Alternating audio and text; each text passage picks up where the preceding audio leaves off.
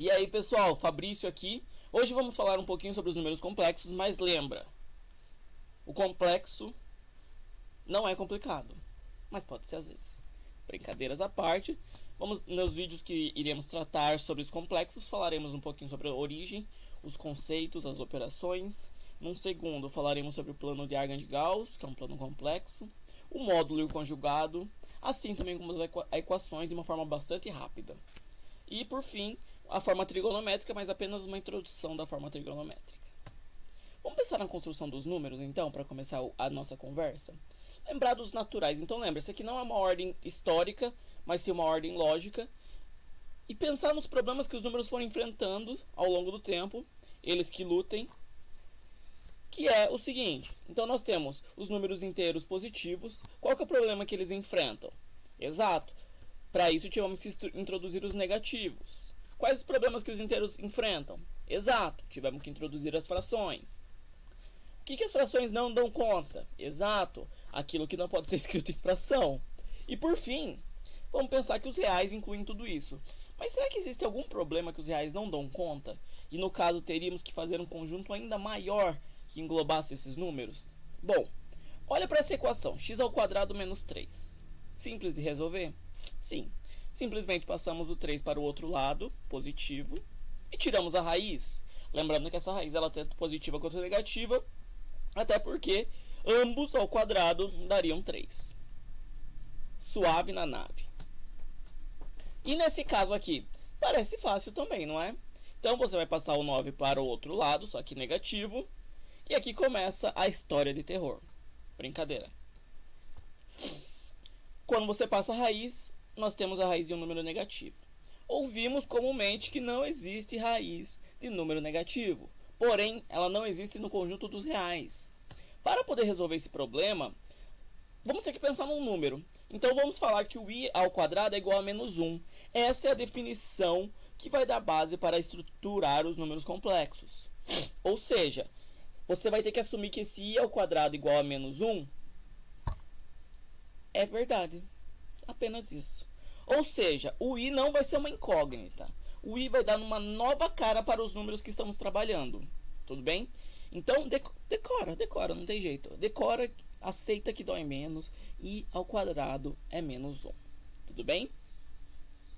Ou seja, por que menos 1? Se a gente pensar, todo número negativo nada mais é que o número vezes um negativo.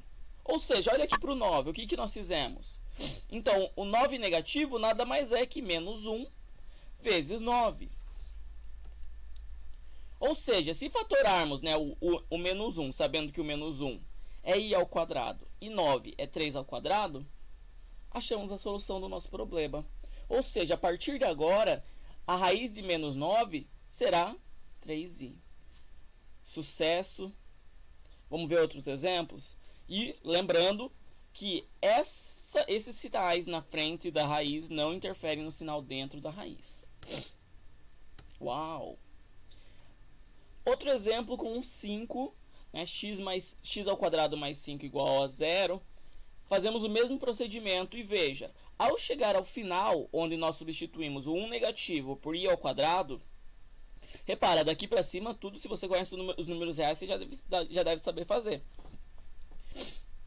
O 5 fica na raiz e o i pode sair da raiz, não tem problema algum. Tudo bem? O próximo caso também é bem interessante, que é x ao quadrado menos 6x mais 10. Como que nós resolvemos esse tipo de equação?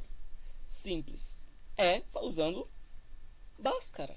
Olha que interessante, mas nesse caso, ao aplicar a fórmula de Bhaskara aqui, nós obtemos uma raiz negativa. Ah, professor, então não tem solução. Errado novamente. Tem solução. Só que agora nós temos que pensar nos números complexos e não apenas mais nos reais. Então fazemos o mesmo procedimento. Até aqui está tudo bem.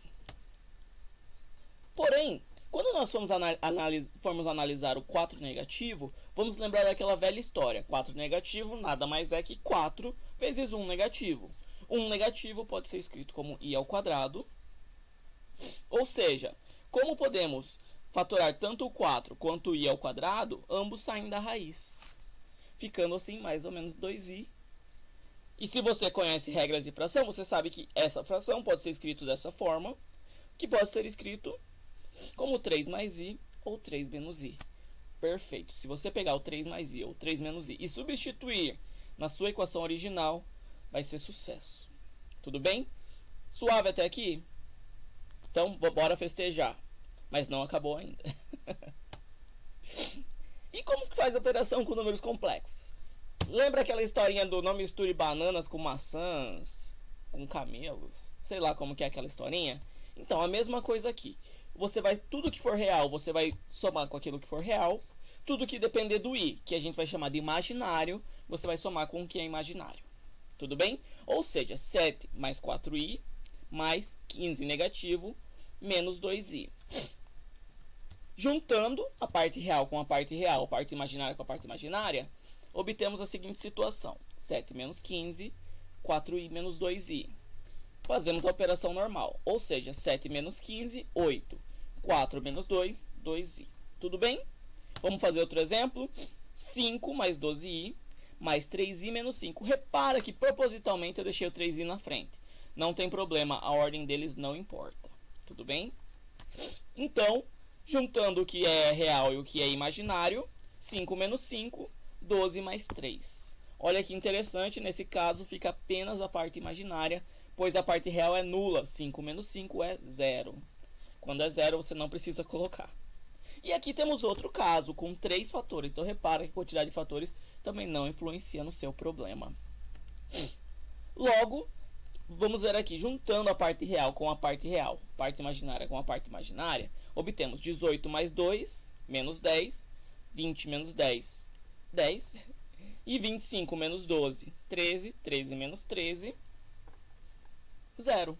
Nesse caso, não tem parte imaginária. E qual o tipo de número que a gente obteve? Exatamente, o número real.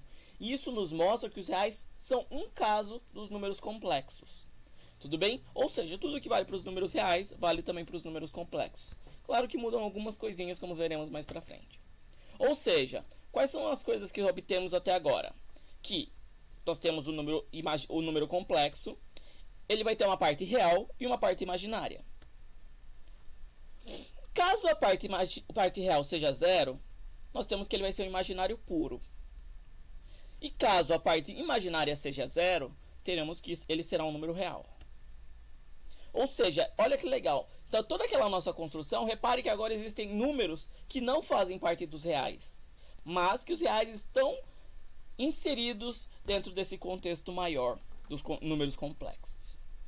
Lembrando que a gente pode escrever o número complexo na forma z, tudo bem? Então, normalmente, quando vamos falar de números complexos, falamos número complexo z. Pode ser Z1, Z2, Z3, Z4, ou se não, em alguns livros eu já vi também eles utilizando Z ou W. Então, mas fica a escolha de cada um.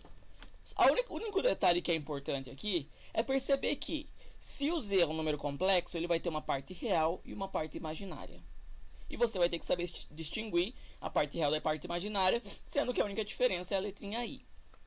Outros livros também podem utilizar parte real como A, parte imaginária como B. Fica a escolha do freguês.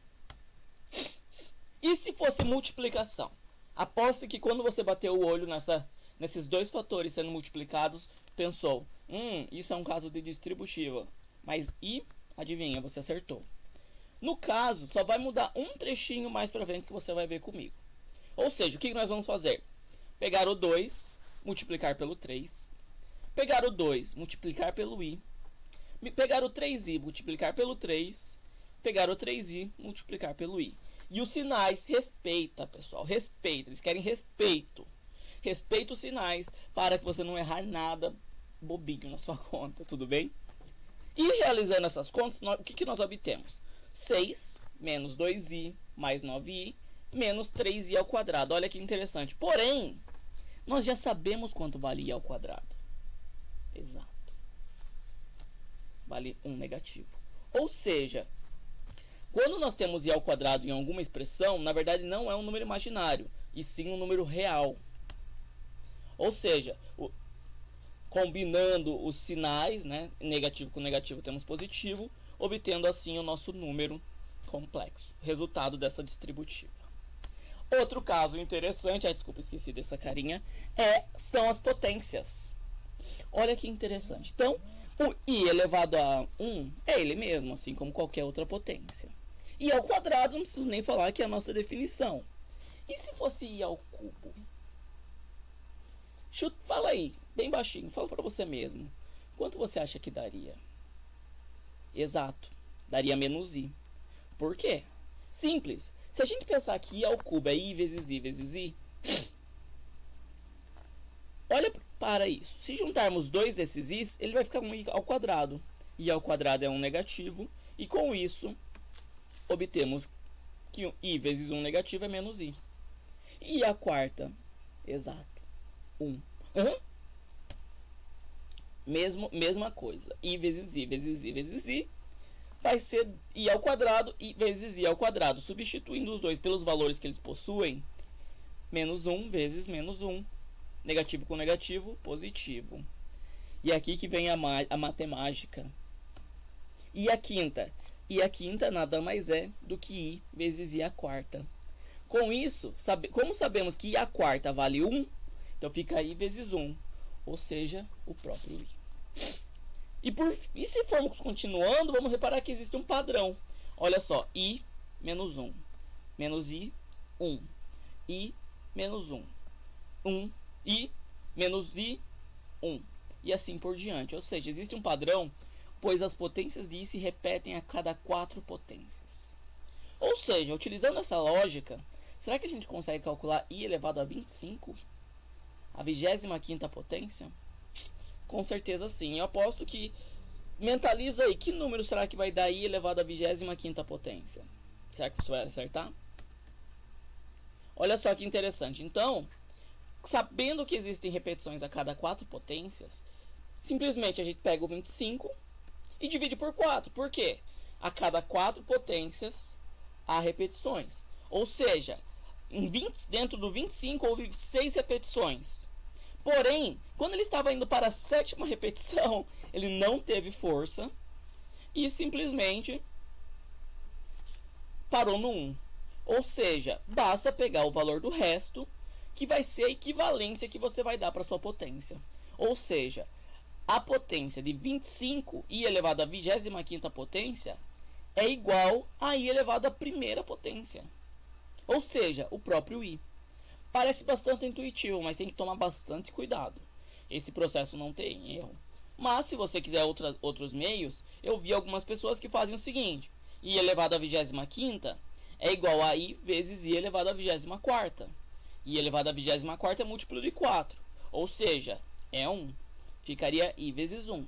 Mas eu acho mais confiável fazer esse tipo aqui. Bom, pessoal, no próximo vídeo nós falaremos um pouquinho sobre o plano de Argand-Gauss, que você vai ver que é bem chuchu beleza, e o módulo do número complexo. Um grande abraço.